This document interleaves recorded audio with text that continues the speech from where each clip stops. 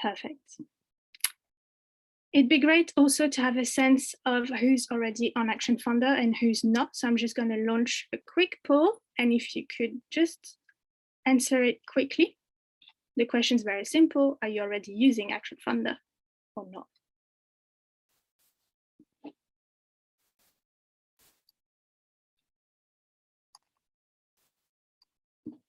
All right, looks like a 50-50. Okay, we already have people on ActionFunder. 40% not yet. We're still waiting for about, I think, 1 or 2 people. Okay, so most of you are on ActionFunder. Okay, that's really good to know. Thank you. I'll end the poll now. All right, I'm just going to share my screen. Bear with me for a second.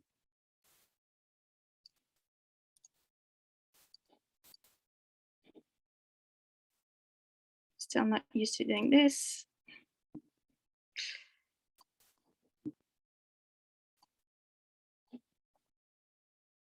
There you go.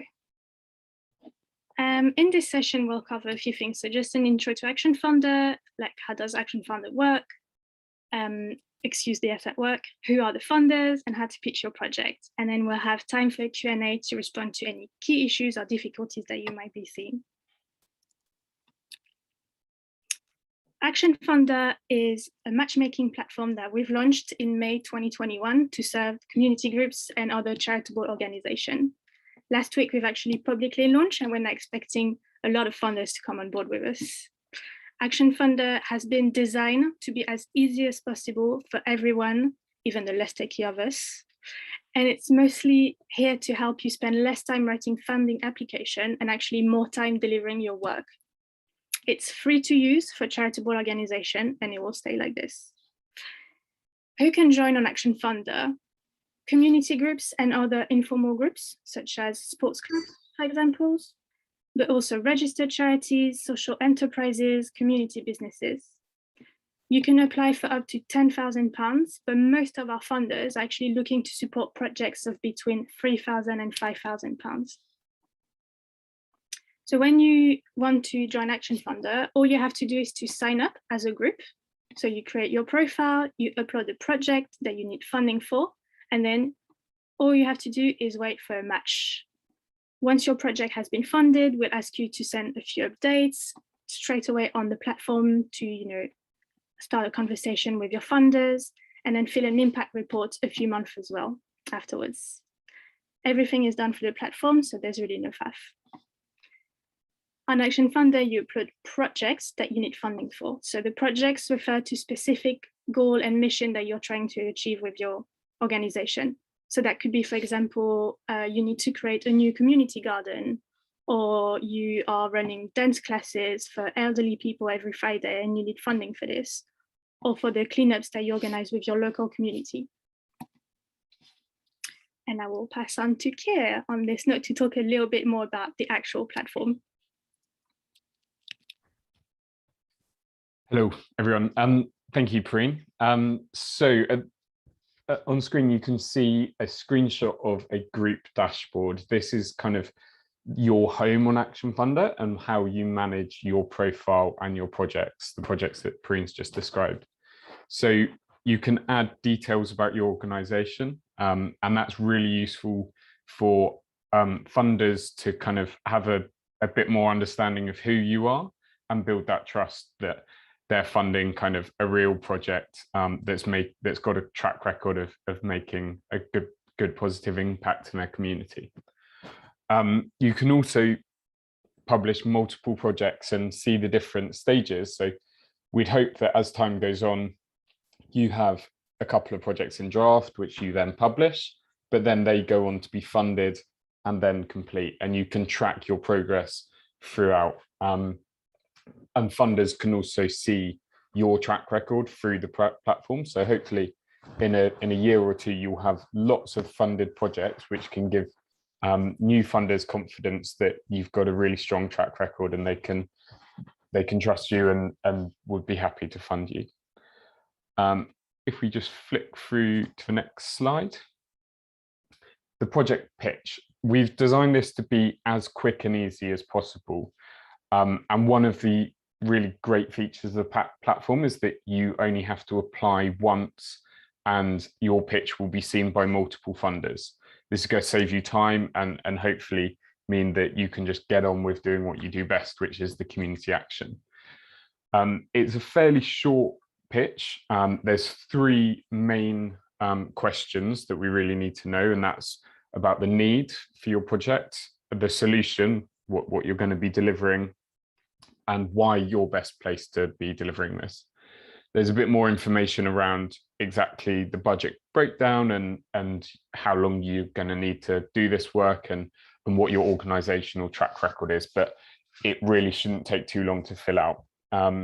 We've given you the option to do a written application, which is kind of fairly standard for these kind of funding applications, but we've also got a feature where you can do a video application. And we'll touch on these a little bit later, but that was kind of born out of funders wanting to really kind of connect with communities and see more engaging applications. So totally up to you. It doesn't matter whether you do a video or a written application, but I think it's really cool to have that option. If we just click through to the next slide, we'll see an example of a group that's already been funded.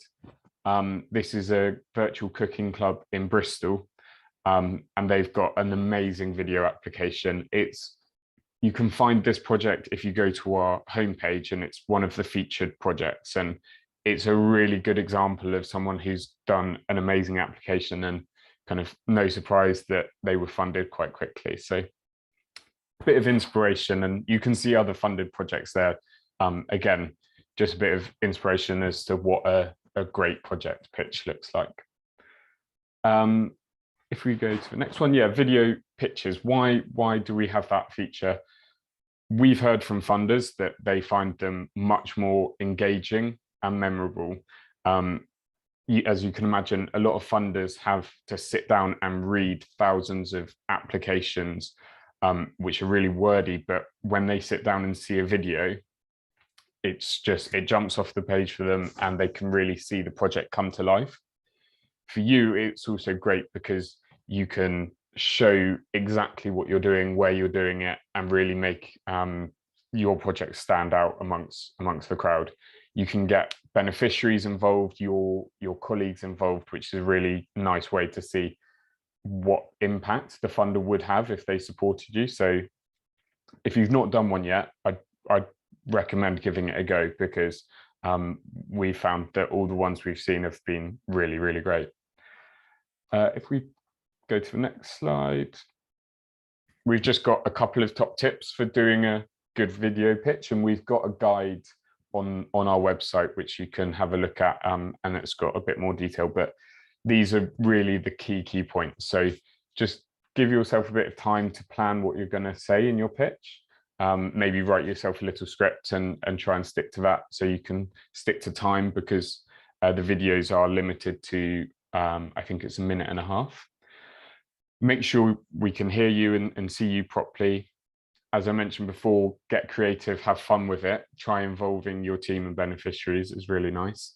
Do a few takes to get it right. I'm sure we're all kind of like prone to nerves every now and then, so it is important to realize that this is going to be seen by potential funders, and much like you wouldn't send a written application with spelling mistakes, you don't want your video pitch to have any errors in it. So it shouldn't take too long to do, but it's worth getting right before you upload it.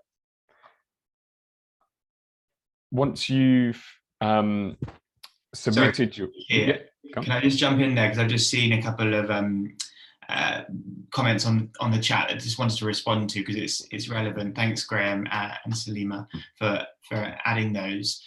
First, Graham's was just saying around needing to have the video skills to make a video pitch, and we totally appreciate that. And part of the whole thinking and the concept that went into allowing groups to create video pitches was that we don't want to make, they don't have to be really glossy and Hollywood film productions. We understand that's not what where your skills lie. Your skills lie in community action. And I think we have got some examples on the homepage where they have just been filmed on a mobile phone direct, or even a laptop recording direct, just straight to talking heads, so really not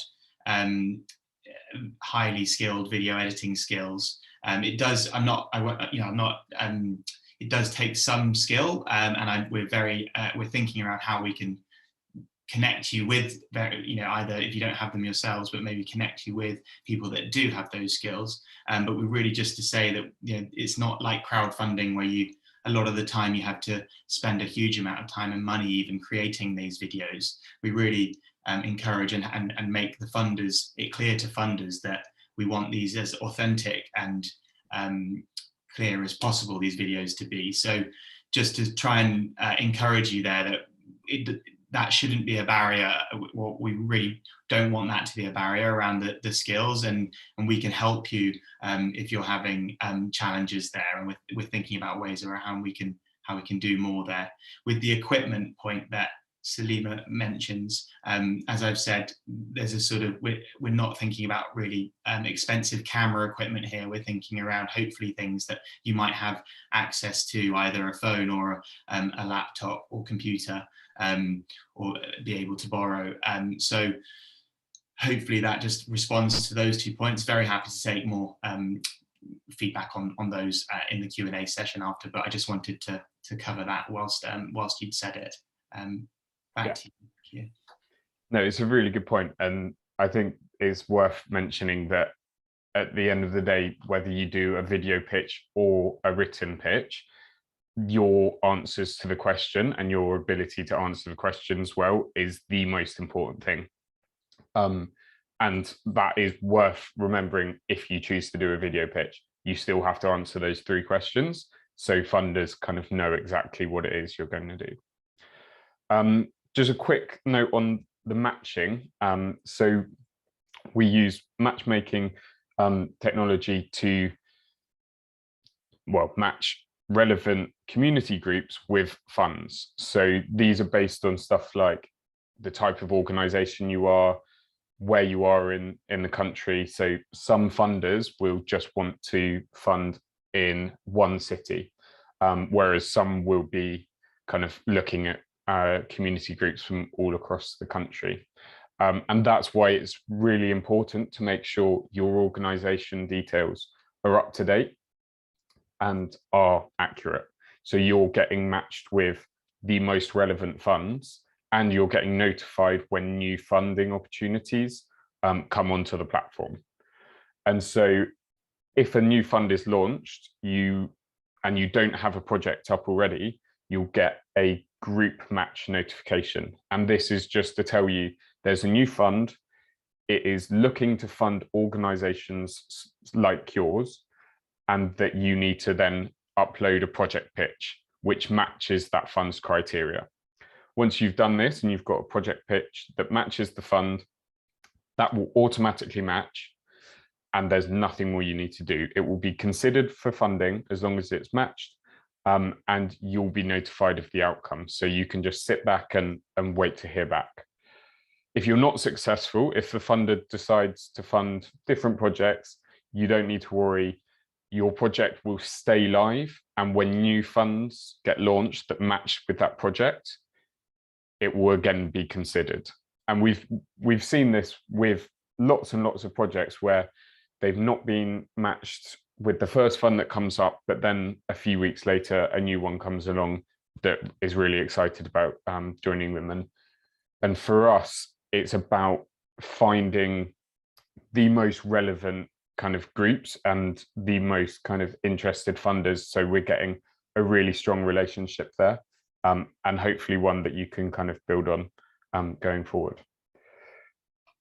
So I think that's all from me. I'll pass on to Segalen now, who's one of our senior campaign managers. Brilliant, thanks, Kay. Perrine, you can go to the next slides. If you can, thank you very much. I'm just going to tell you a little bit more about the funders, and then we can move on to the Q&A. So the funders that are on the platform we have a wide range of funders that are coming in all shapes and sizes.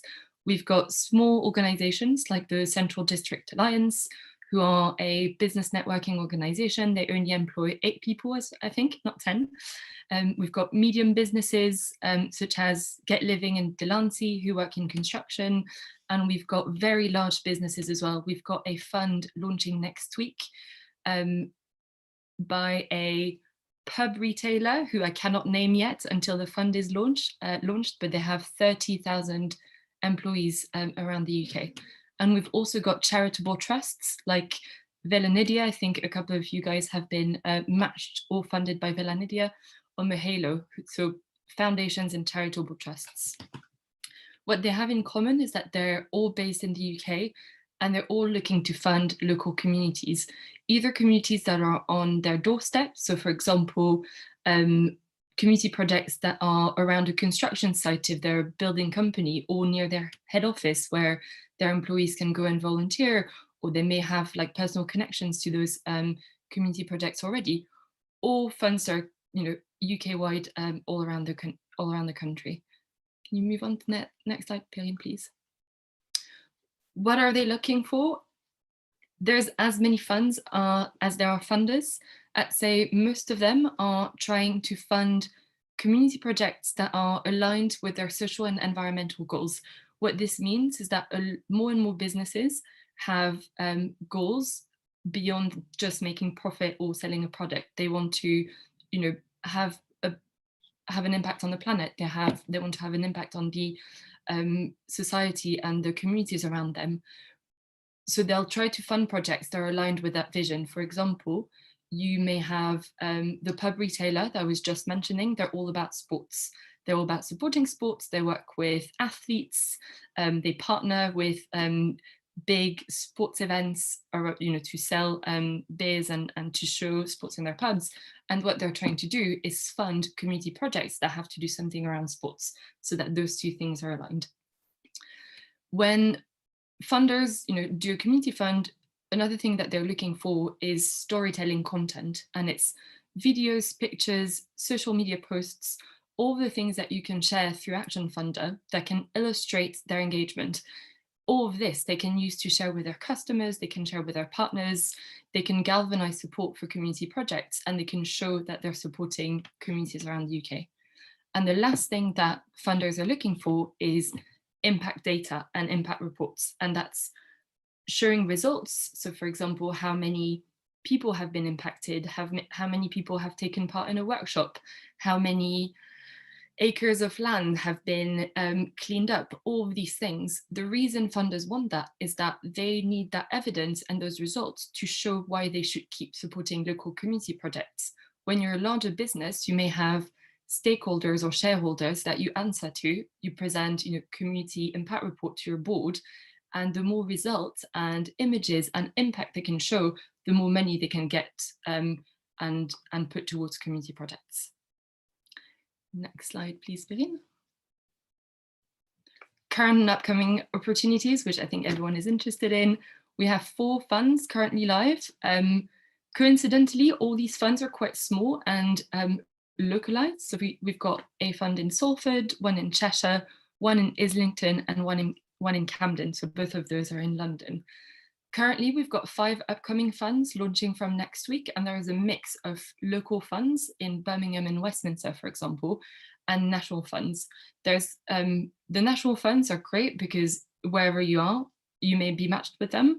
The one that I just mentioned, the sports focused one, is going to be national. So if you do anything with physical health or sports, physical activities, do make sure that you have a project on the platform, because they've got £100,000 worth of grants available that will be live on the platform from next week. And that's it for me. So I'll just pass back on to Perrine, and I'll stay on to answer any questions during the Q&A.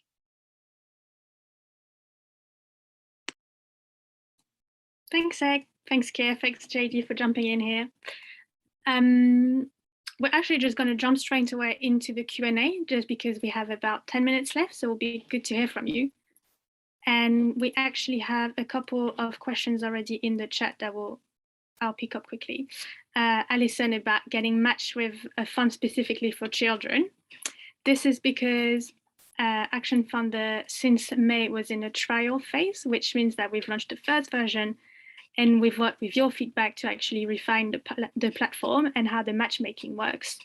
So this should not be happening in the future, as we'll now be able to match you with beneficiaries as well very soon. So that was just a trial phase situation. Beth has a really interesting question as well on the possibility to refine projects. Kia, do you want to pick this up, or should I do it, or JD? Yeah, so the question was just about being able to kind of pitch for different amounts, and I guess the best solution to this is to keep an eye out for those group match notifications, which will tell you a new fund has launched, which you are eligible to apply for. And then you have to it will give you a link to that funder's page, and you can see their criteria and then upload a project that's relevant. We do have some groups who have decided to kind of put different projects up for kind of different amounts of money and different pieces of work they're doing. So that is also an option. You should be able to edit your projects though. If you see kind of a fund come in and it's for example, a bit less than your project, you should be able to edit your project, drop the total amount and amend the budget. James, was there anything else you want? Or Seglen? Yeah, I'm going to jump in as well. Just to say that we're working with funders to make sure that when they create a fund, the description is specific so that you can know what they're looking to fund, and it can be, core costs, or it could be people costs, it could be specific projects, and we're working on that as well. So whenever you get matched to a fund, or your organization gets matched to a funder, you can take a look at those specific informations as well. And you can also look from the homepage for the funds that are currently live on the platform, and you'll see in there the information that's sort of highlighted so that you can create a project that matches those funds and those funders. And just to add the final piece to that, just to where Seglen was directing you there, guys, if you go to the homepage and you click on one of the featured funds there, which are highlighting our newest funds that are live or that have just launched, you can click on those fund pages, and on those pages you can actually see the criteria very clearly. So what the location is, what their focus areas are, and how much money they're giving away, or how much the individual grants limit is. So you definitely can do, as Kia said, edit your project if you see something come in that you think, oh, I could adjust my project to fit that. But I totally understand, Beth, the challenge around proactively putting a project out there without knowing what the funder's got available. We're just doing our best to try and get as many funders on here so that you can really be eligible for as many funds as possible to really increase your chances of getting funded. Knowing, we should say clearly, here, knowing our sort of typical funds, the max for a project is likely to be around £5,000. So anything above that, you're unlikely to get funded through ActionFunder. In future, we might like to try and increase the amount that funders are putting through it, but it's micro grants. It's typically between £1,000 and £3,000. That's an average, but sometimes you'll see some funds that are offering £5,000 per project as well. So keep an eye out on it, and yeah, do give us feedback if there's some ideas you have of how we could make it better. Thank you. That's a really helpful answer to my question. Appreciate it. No problem. Is there any more questions for us? Do you unmute yourself as well if you'd like to just ask a question live? There was one from Graham about being able to, well, I guess this is kind of about match funding, and it's something we are kind of looking at. We know that you guys are getting funding from a number of different locations, so keeping your profile up to date with the different sources, if a new funding pot comes through, will be something kind of we're looking to build as we make improvements to the platform. James, I guess, were there any kind of feature updates that kind of are relevant to that? So Graham's got his hand up, so let's hear from Graham. Hi, there's two bits to this. The first one, the comment I made earlier. The reality when you're funding is you don't look at one source, you look at a number of sources. So you're not always going to rely on ActionFunder. I recently discovered that I couldn't take down our application for funding. I had to come back to you and ask you to take it down. In fact, that's not really desirable either, because as someone said earlier on, you want to build a track record. Now, wherever you get the money from, successful funding is part of that track record. So I feel it's important that it's possible to leave the application up, but to mark it as having been funded elsewhere. But that actually leads into the other point, which is about match funding. We're an anchor organization and we're developing the whole concept of working with other people. Quite important in today's environment. Is there any reason why different organizations in the town can't be a member of ActionFunder and make applications for the same funding?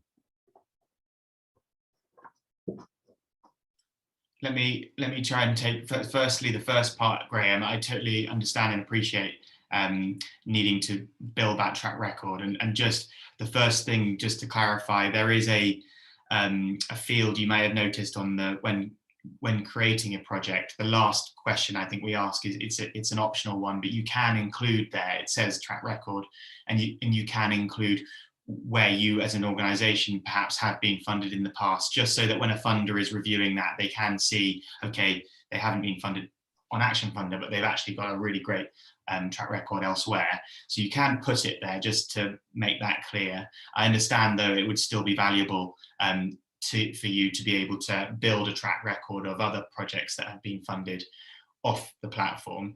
We can definitely take that on board and look about ways that we can do that, because I totally agree with you there.